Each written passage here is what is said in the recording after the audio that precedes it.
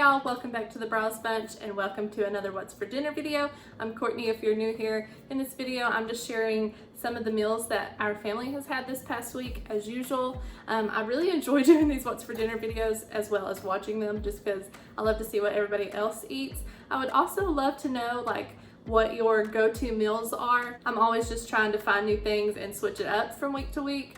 Because we've always liked trying new things, so What's for Dinner videos were perfect for me because we always try new things anyway. But I'm just curious to know if you guys have your set meals that you always have, or do you like trying new things as well?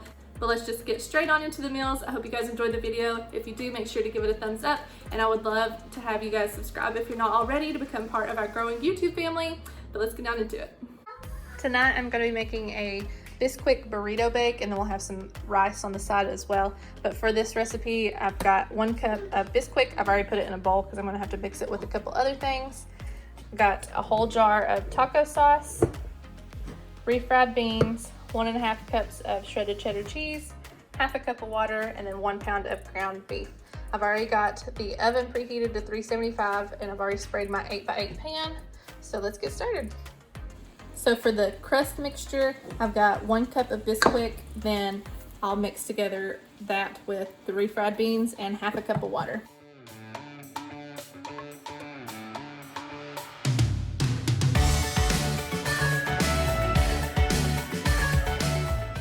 I'm just going to take the mixture, put it in the bottom of the pan. It'll be kind of like a crust. Then I'm going to drain the ground beef and just mix the 8 ounces of taco sauce with it before pouring it all over that.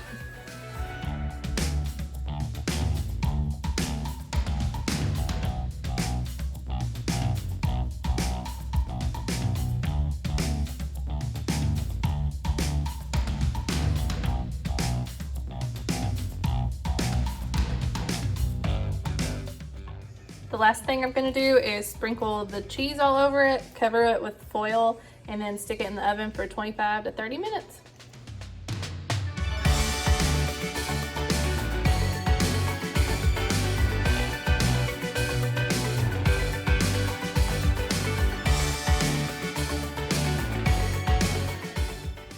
Here it is all plated. We've got the rice bake. It doesn't look the best, but it smells really good.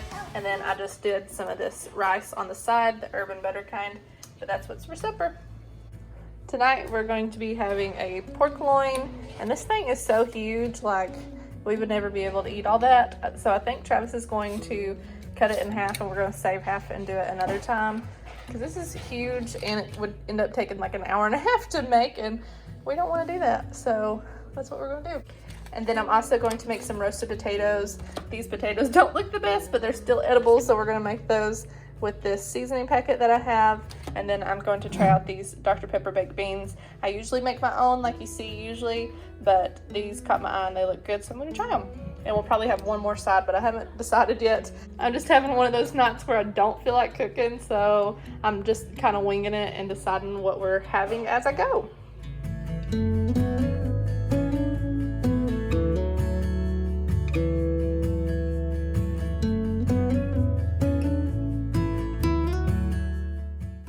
For the potatoes, I'm just cutting them into bite-sized pieces. And like I said, I'm using a seasoning packet, but if I wasn't, I've made them before with just some olive oil, salt and pepper, and rosemary seasoning, and that's really good too. If you make roasted potatoes, what kind of seasonings do you use? Because we love roasted potatoes, and I'm always looking for something new to try.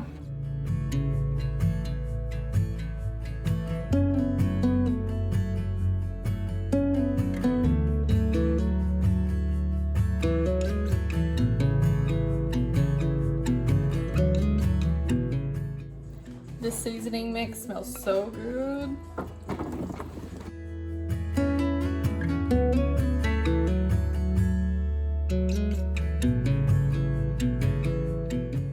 Here it is plated. The potatoes smell really good. I went ahead and tried the baked beans, and they're different than I'm used to, but they're still pretty good. You can definitely taste that Dr. Pepper-ish flavor. It's different, but I like it. And then we also had some macaroni with it too. Tonight I'm making a Big Mac Tater Tot Casserole. I'm excited for this. It sounds yummy. I am halving the actual recipe though, because we would never eat a whole casserole dish of this and I'm weird and don't really like meat left over. So anyway, but for this recipe, you'll need 1 pound of ground beef, or 2 if you're not halving it. So just keep that in mind. I've got some lettuce to top it with, tater tots, hamburger dill pickle chips, some Thousand Island dressing, an onion. I've just got half of an onion here, and then mayo, garlic powder, which we're almost out. I hope I have enough of that, onion powder, and some salt and pepper. But first, I'm just going to go ahead and ground up my beef and get that drained before I add in some of the other ingredients. Also, while the meat is cooking, I'm going to cut up the onion and some of the pickles too. Just enough to get like a whole cup of both combined.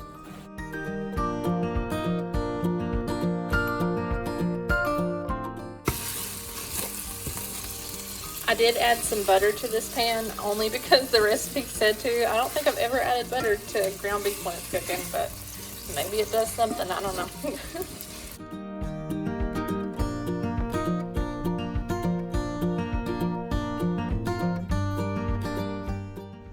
Now that it's drained, I've got it off the heat, and I'm just gonna add in half a cup of the Thousand Island dressing, a little less than 1/4 cup of the mayo, all of the pickles and onions.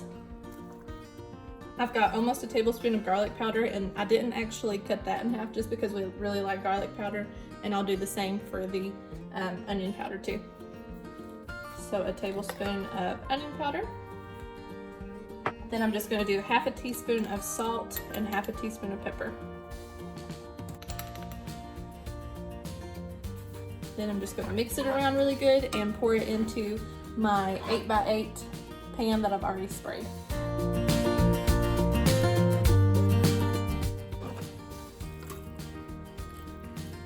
That was ever so graceful.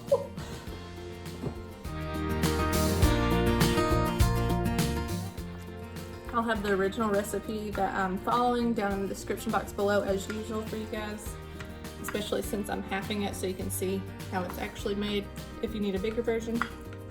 I also forgot to mention one of the most important ingredients. You also will need cheese for this recipe, go figure. I'm just gonna put enough to cover the top.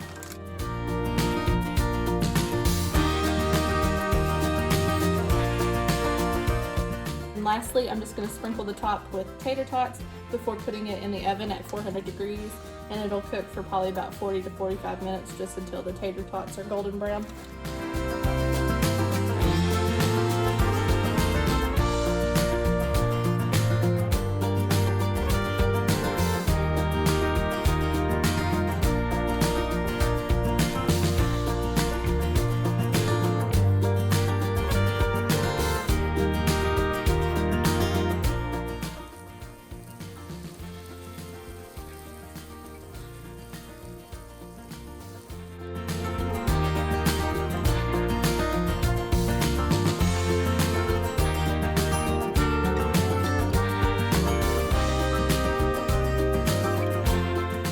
Here it is, fresh out of the oven. I did top it with some lettuce, and you can also top it with more Thousand Island dressing if you want. I just didn't think that we would like that just on top like that, at least the kids wouldn't. It also didn't take a full 40 minutes to cook because the tater tots are plenty done to our liking, and it was only at like 32 minutes, I think. So just keep an eye on those so you don't have to cook it as long, hopefully, like we didn't. But it was also just half the casserole dish, so I don't know. But that's what's for supper tonight.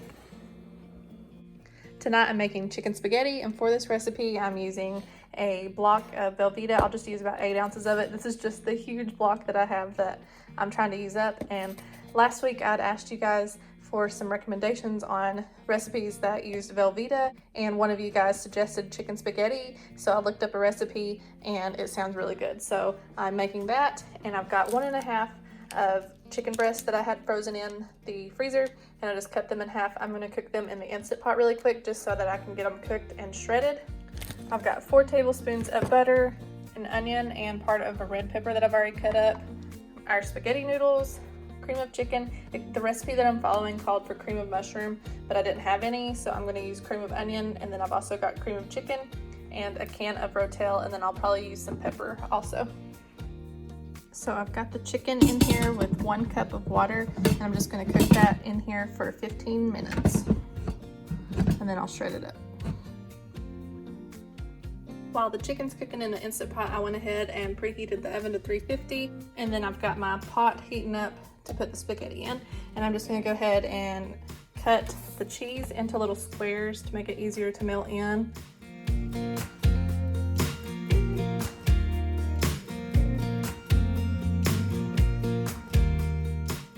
Okay, so now that the spaghetti's going, I'm gonna go ahead and melt down my butter before adding in the peppers and onions. And I'll just let those simmer for about 3 minutes before adding in the rotel, the cream of onion, cream of chicken, and then stir all that up before adding in the Velveeta cheese and some pepper.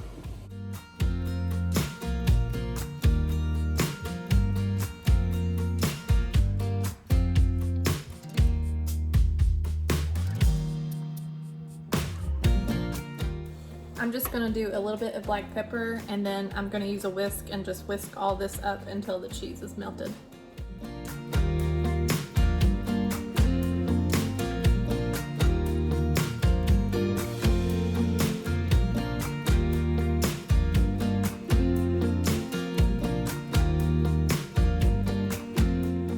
Now I'm gonna put all of the spaghetti noodles and the chicken in here to stir it up, and then put it in my 9x13 pan, and then cook it in the oven for just about 10 minutes just to get it even nice and yummier. You can eat it just, you know, mixed together like this, but the recipe that I'm following highly suggested put it in the oven, so that's what I'm gonna do.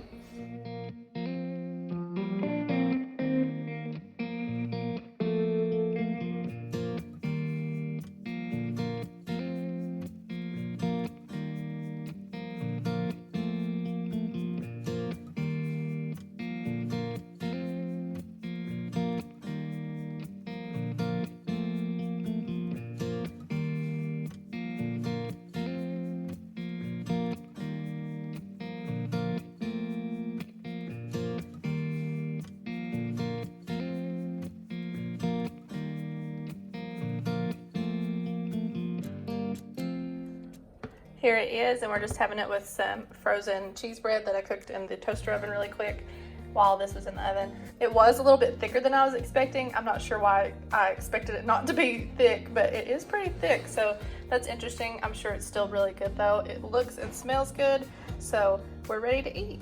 But that's what's for supper tonight.